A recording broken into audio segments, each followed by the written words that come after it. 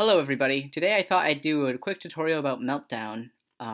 So when you go into Meltdown, you want to pay attention to what hero you're bringing because if you win a match, you're still going to win experience points. So you want to choose a hero ideally that doesn't have a lot of experience. So for me, that would probably be something like um, I don't think I've used Dark Claw that much.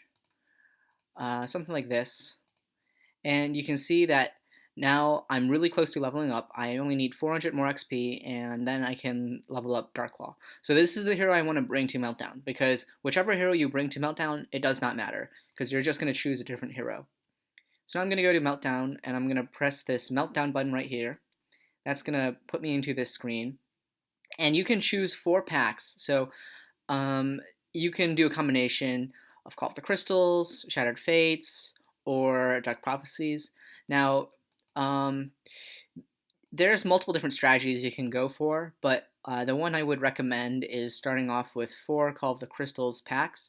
That's because most of the cards that you can do combos with are probably in these packs, just from experience, is what I found. So you take your packs and you look and press next, and it asks you to choose a hero. We did not go at very good heroes here.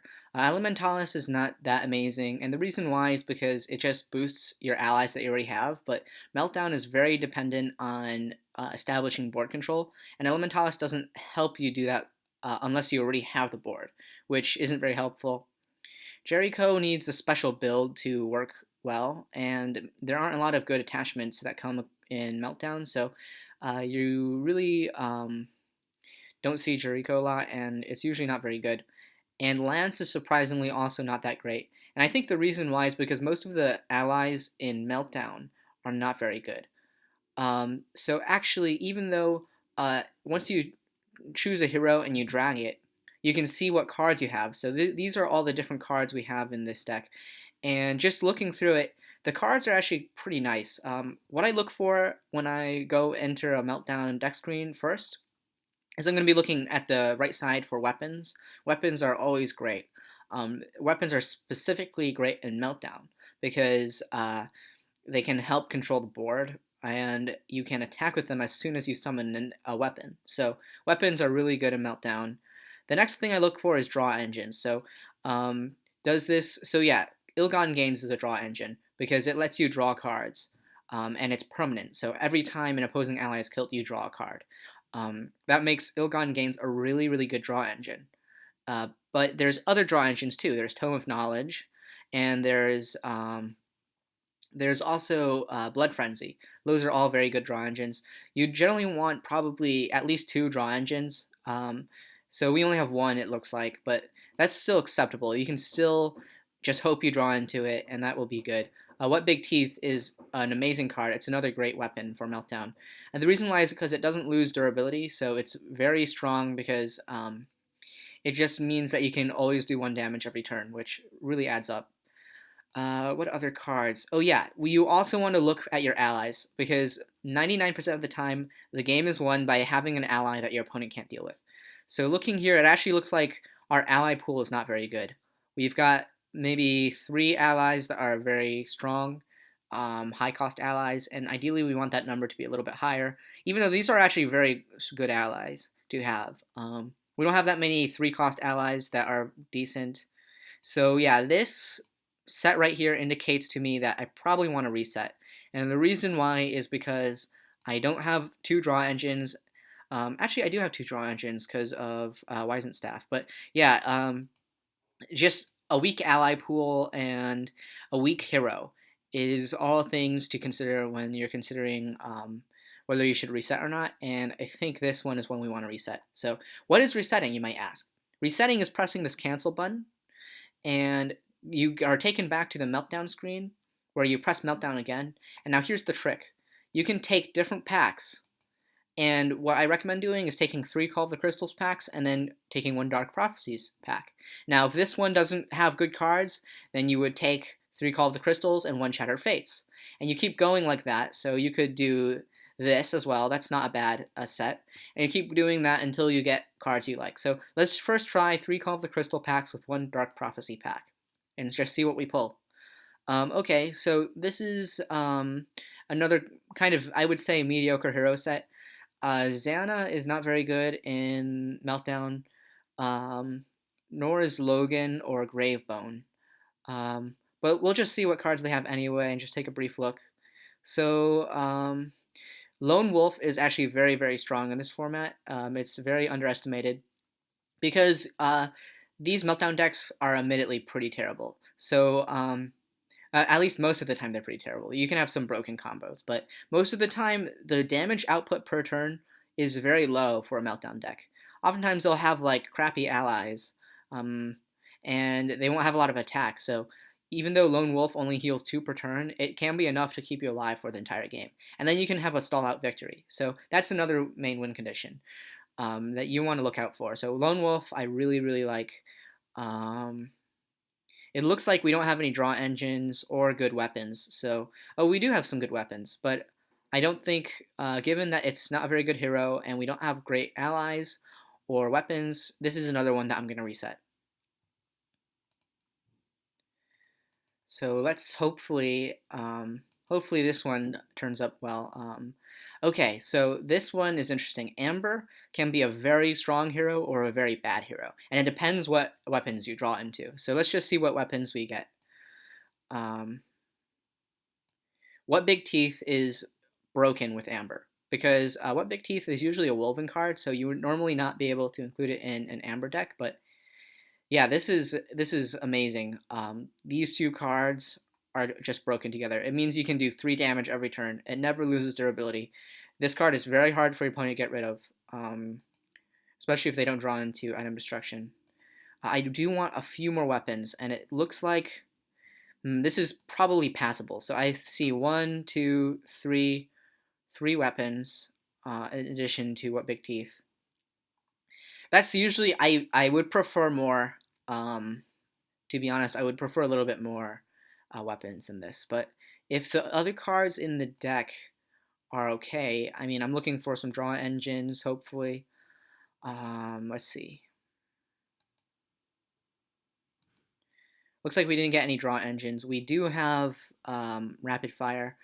Uh, All right. Well, I think I would normally reset this pack, but because I want to just get into the meltdown and show you what it's like, I'm just gonna go with this set and just kind of see how it goes. Because it looks like even though I don't have a draw engine, so this is a very good hero, and I do have 4 weapons, which is quite nice. So I think this one might be passable. So as you see, I'm dragging cards into the deck, and what I'm dragging in are allies. I'm basically putting in every single ally I have into the deck.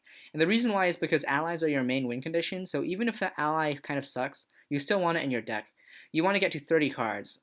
You can go over, it doesn't matter that much, but you do want to be careful about having like a 40 card deck because that will reduce your consistency a lot. Oh, here's another ally, I forgot. Um, let's see, what other cards are good? Yeah, this one's okay. Uh, I think because I don't have a draw engine, I might want to include Bezar just in case my opponent gets draw engine, and maybe I can play it. Or if I get to go first and have nothing else to play, then that could be a good card. I'm not taking Spark, even though it is an ally, because Spark sucks. And it just sucks so much that it just wouldn't be worth including usually. Um, yeah, I'm pretty confident about this deck. Some other cards I grabbed. Black Garb is really good in this format. Mind Control is amazing. Rapid Fire. Regeneration is great because actually one thing a lot of people will try to do is poison you. Smite is good. Healing Touch is good for the same reason as Regeneration. Fireball is amazing. Ally control cards like Crippling Blow and Lithian Shackles are amazing.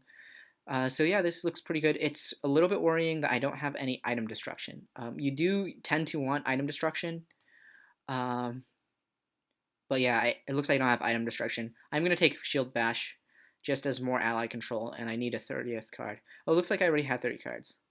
All right, that's fine. And I wish I had some heal. I just don't have any heal in this set. But that being said, this was a pretty lucky pull, I think. It's definitely better than the last two, so it was good that I reset it to get this deck. And I've also got some solid allies, it looks like. Yeah, Plasma Behemoth is just so fantastic in this format because it does like 7 damage every turn, so it's amazing damage output. So normally in ranked and something, it wouldn't be very good, but in Meltdown, it's amazing. So, all right, now we're in Meltdown and we're just waiting for an opponent. So this can take a while, but um, if you want to, what I've been trying to do actually is set up a group where if you text the group, then you can get someone in the group to play with you. So the other thing you can do if you want Meltdown Match is go to the global chat and just type in Meltdown with a question mark, and usually people will come into Meltdown. So um, we might be waiting for a while, so stand by for now.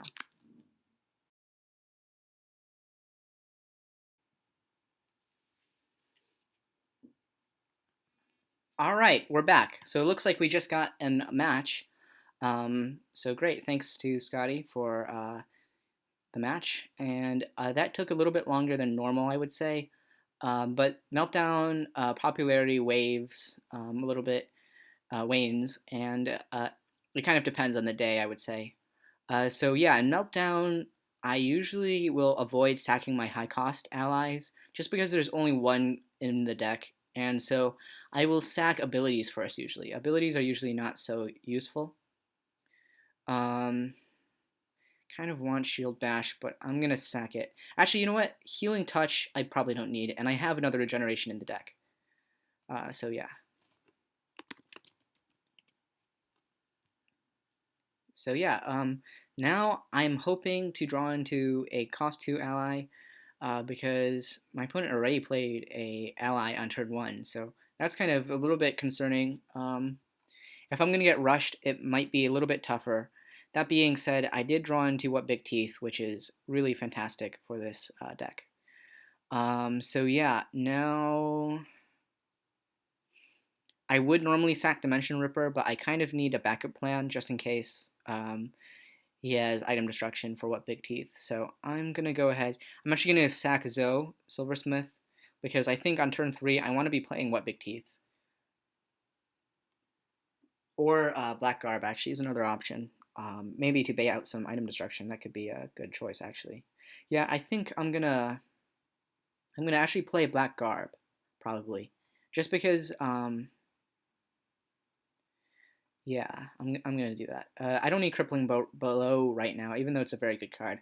So I'm gonna play this. My reasoning is either it's gonna Black Garb is gonna kill those 2 allies, which is good, or he's gonna use item destruction on it.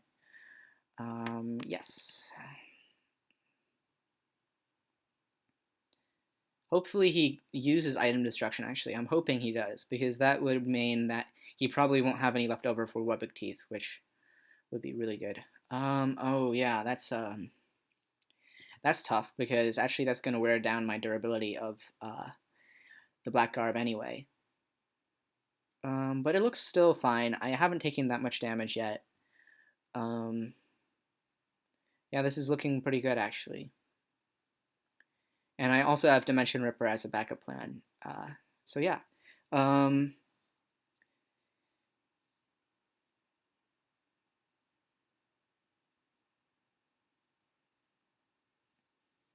I might end up going kind of solo in this deck. Against Banebow, it's kind of tough uh, because Banebow will have this inbuilt ability that can tackle allies. So yeah, but anyway, Deathbone is a very bad ally. I'm just gonna summon What Big Teeth and actually boost it, and yeah, this is a very strong card because this is just one more thing that um, is going to be very hard for my opponent to deal with.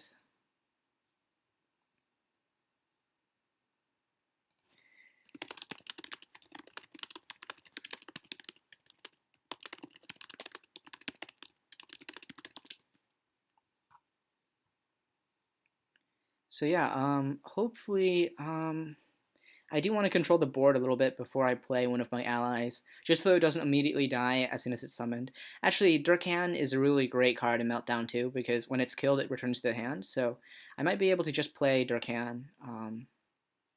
Yeah, I'm just gonna play Durkan actually. Just yeah, depends on what I draw into. Oh, rapid fire. I have to play rapid fire. Rapid fire is too good. So should I? Yeah, I think so. I think so. I want to have this.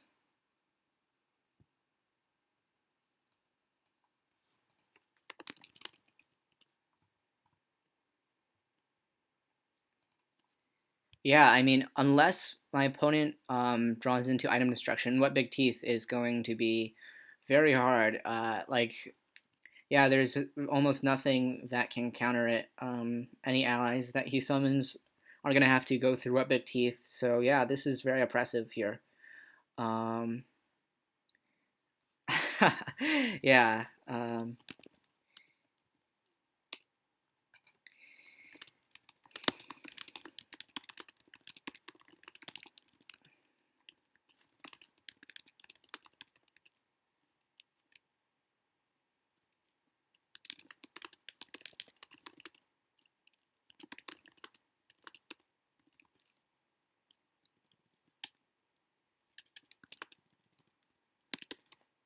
All right, we already have weapons out, so I think I can. I'm just gonna leave it, and I'm just gonna summon Durkan. And yeah, Darkan is hard to deal with. Even if he kills it, it's going to be returning to my hand. So Darkan is a very good card for sure. Looks like my opponent has Tome of Knowledge. And yeah, I mean, Tome of Knowledge is an amazing card in Meltdown because oftentimes it does come to card advantage. But yeah, I mean, that's kind of why I look for weapons first, actually. I think weapons are even better than Draw Engine. And so are like high power allies. Because even if you're drawing cards, um, most of your cards in your deck are going to be pretty crappy because of the Meltdown format. So draw isn't as good as in normal. Um,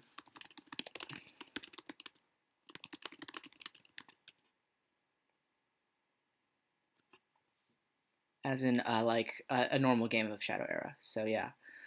So yeah, as you saw, Fireball returned Durkan actually to my hand. So um, that worked out well.